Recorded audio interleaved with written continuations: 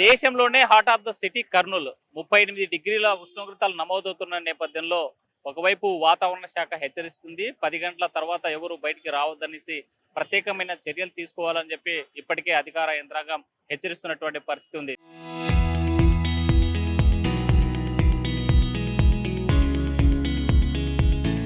దేశంలో మొట్టమొదటిసారిగా అత్యధికంగా ఉష్ణోగ్రతలు నమోదవుతున్నటువంటి ప్రాంతం కర్నూలు. అయితే ఆ ముందస్తు జాగ్రత్తలు తీసుకోవాలని చెప్పేసి అధికారులు సూచిస్తున్నటువంటి పరిస్థితి ఉంది.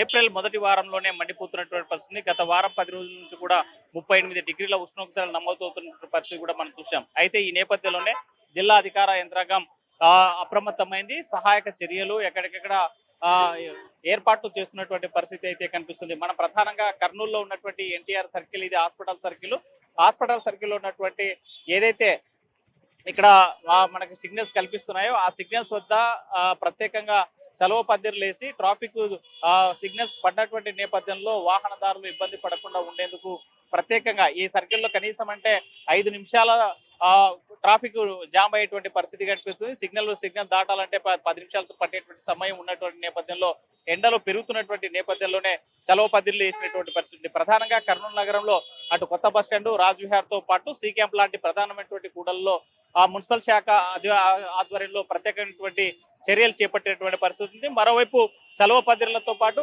ఇంకోవైపు చలివేంద్రాలు కూడా ఏర్పాటు చేసినటువంటి సిచ్యువేషన్ అయితే కర్నూలు నగరంలో కనిపిస్తుంది. మండేటువంటి ఎండల్లో ఉపశమనం పొందేందుకు ప్రత్యేకంగా ప్రధానమైనటువంటి కూడళ్ల దగ్గర చలివేంద్రాలు కూడా పెట్టినటువంటి పరిస్థితి. సార్ చెప్పండి, కర్నూలులో ఎండలు ఎలా ఉన్నాయి?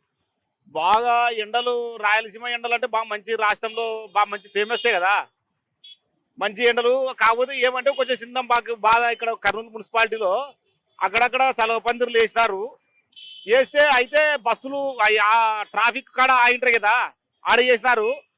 ట్రాఫిక్ కాడ నుంచి వెళ్ళొసి వచ్చి మంత్రులు బస్సు ఎక్కడము దిగడం ఉంటుంది కదా, బస్సుల కోసం వెయిటింగ్ చేసే ప్లేసులు ఉంటాయి కదా, వాటి కాడైతే వేయలే.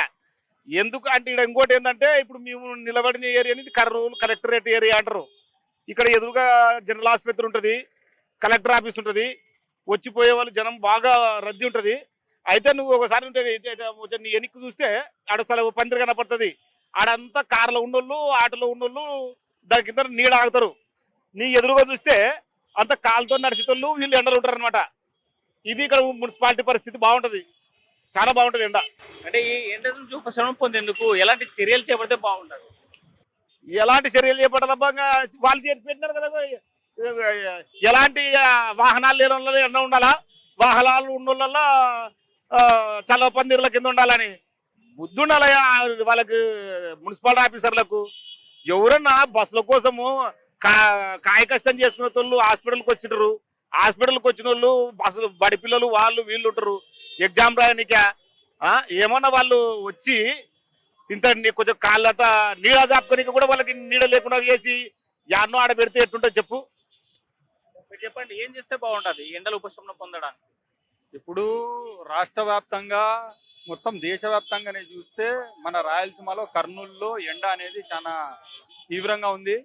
దాదాపు 40% దాటి ఉంది ఇతర ప్రాంతాల కన్నా.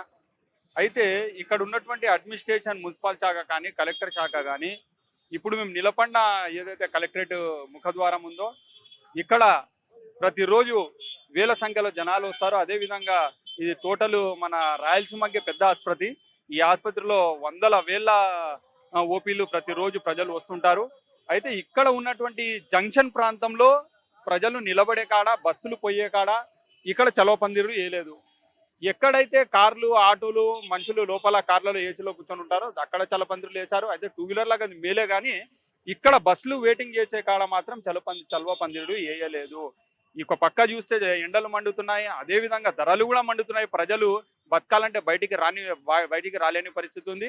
ఎటు పరిస్థితుల్లో ప్రజలు బయటికి వచ్చినా వాళ్ళకు ఎండ సర్వ కొట్టకుండా, వాళ్ళ ఆరోగ్యాలు పాడకోకుండా వాళ్ళు నిలబడే చోట, ప్రజలు ఉండే చోట వాళ్ళకు తగిన సదుపాయాలు ఏర్పాటు చేయడం అనేది ఇక్కడ ఉన్నటువంటి అడ్మినిస్ట్రేషన్ యొక్క రెస్పాన్సిబిలిటీ.